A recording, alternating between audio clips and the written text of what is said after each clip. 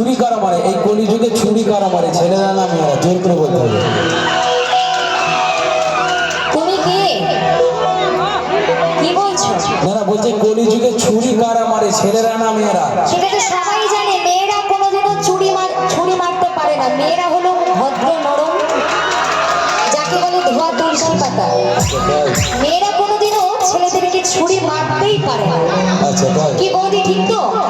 হ্যাঁ সত্যি, মেয়েরা ছুরি মেয়েরা কোনোদিনও মন ছেলেদের ভাবে না।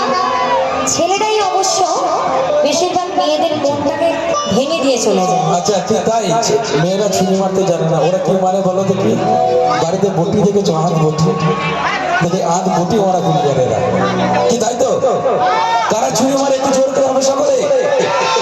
হ্যাঁ একদম। আচ্ছা তোমরা বলো তো, এই কলিযুগে মেয়েরা ছেলেদেরকে ছুরি মারে না, ছেলেরা মেয়েদেরকে ছুরি মারে? কারা? এরা ভয়ে বলছে না, ভয়ে।